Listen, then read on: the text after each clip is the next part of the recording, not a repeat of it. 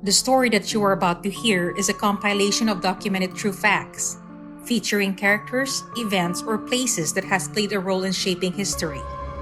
Please sit back and listen as I recite this narrative for you.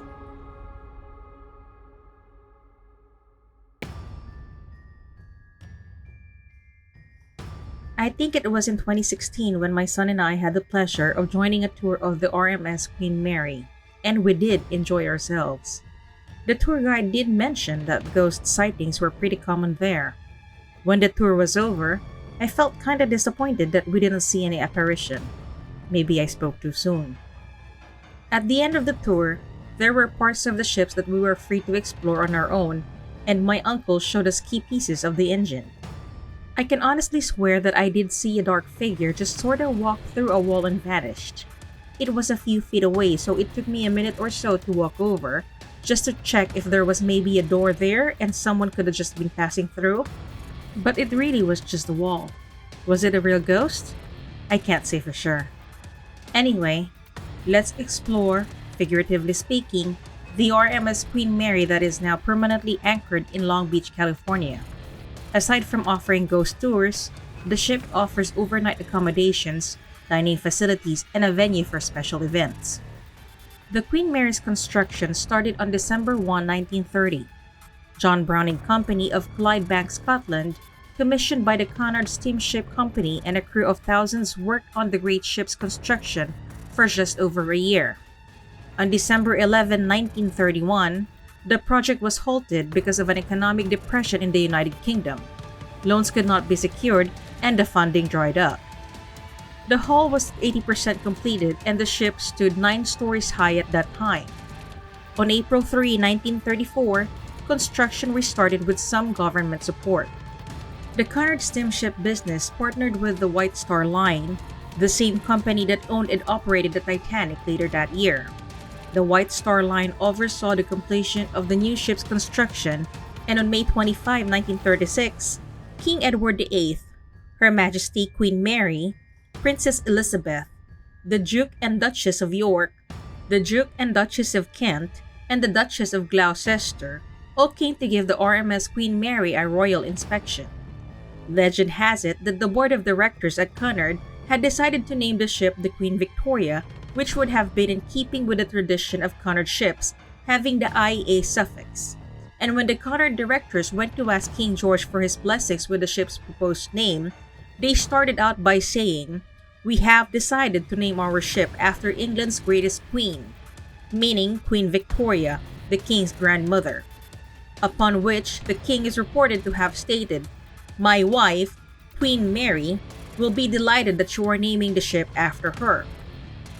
The RMS Queen Mary is 1,019.5 feet long, weighs 81,237 gross tons, is 181 feet tall from its keel to the top of its smokestack, has 160,000 horsepower engine capacity, and was built to accommodate approximately 3,000 passengers and crew comfortably. In all aspects, the Queen Mary is significantly bigger than the Titanic was, built 20 years earlier. The ship made her maiden voyage on May 27, 1936 from Southampton, England. She had 5 dining rooms and lounges, 2 cocktail bars and pools, a grand ballroom, a squash court, and even a tiny hospital on the premises. Queen Mary had established a new standard for transatlantic travel, which the wealthy and distinguished regarded as the sole civilized mode of transportation. The Queen Mary was the world's largest ocean liner for 3 years after her inaugural trip, transporting Hollywood stars like Bob Hope and Clark Gable, nobility like the Duke and Duchess of Windsor, and statesmen like Winston Churchill. She even set a new speed record during this time, which she kept for 14 years. But when the Queen Mary docked in New York in September 1939, that would be the last time she would carry civilian passengers for many years. As World War II broke out, the Queen Mary began her metamorphosis into a troop ship. She was stripped of her luxurious comforts and painted a camouflage gray color. The Queen Mary, dubbed the Grey Ghost for her stealth and stark hue, was the world's largest and fastest troop ship, capable of transporting 16,000 troops at 30 knots. According to Peter James, a psychic medium, better known as the resident psychic on the TV show Sightings. The Queen Mary is the most haunted place that he has ever investigated, with at least 600 active residents' ghosts.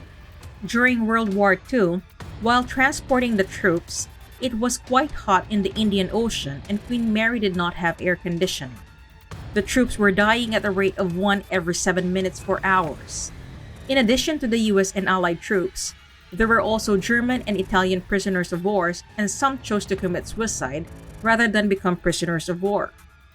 In 1942, the Queen Mary was escorted through dangerous waters by the Curacao, a much smaller ship. Because Hitler's U-boats were all throughout the area, the Queen Mary was under tight orders not to halt or even slow down for any reason. The Queen Mary was in the middle of a zigzag submarine evasive pattern when the Curacao accidentally got in the way. The Queen Mary slashed the Curacao in half, killing many of the more than 300 people on board, though a few crew members were rescued by other escort ships, but a lot more died. To this day, you can hear the collision, the residual sound effects, and the water splashing and many screams for help. Aboard Queen Mary, there were medical conditions of passengers, some drownings in the pool, and a few accidents. By the end of World War II, the ship had carried more than 800,000 troops, traveled more than 600,000 miles, and played a significant role in virtually every major Allied campaign.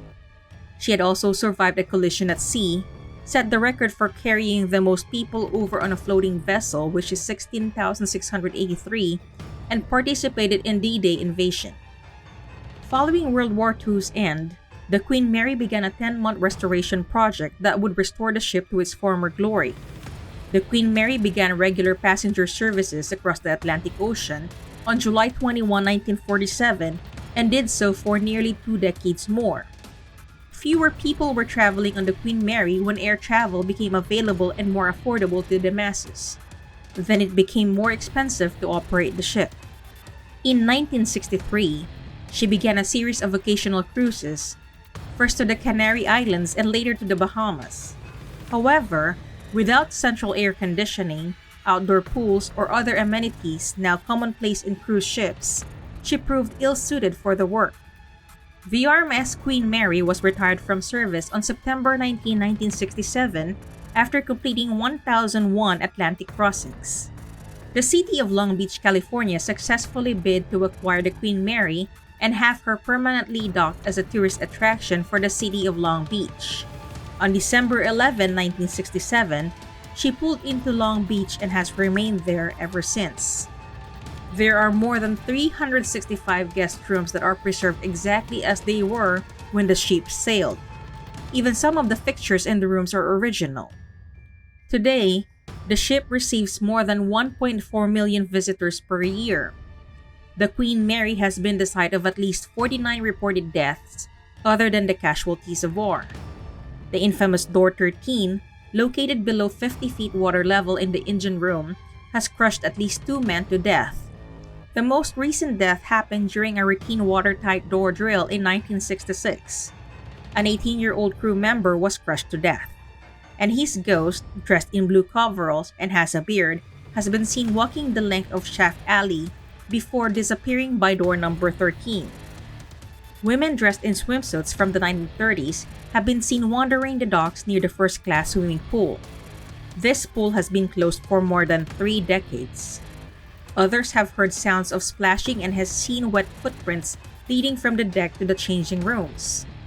Few have also seen the spectral image of a young girl holding her teddy bear. A little girl spirit has been seen and heard in the second-class pool. Her name was Jackie, and she supposedly drowned in the pool during the ship's sailing days and does not want to move on.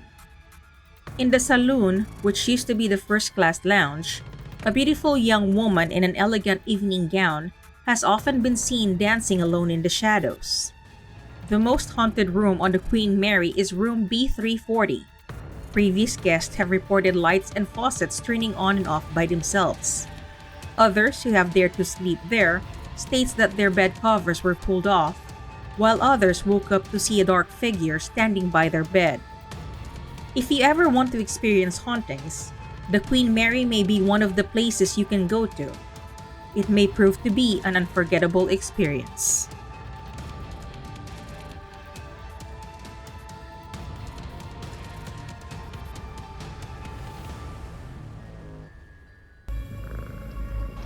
Hey everyone, I just wanted to say that I am incredibly grateful that you took time out of your schedule to listen to my narration. This is Nikki of Twisted Mind, wishing you a great rest of your day. Salamat.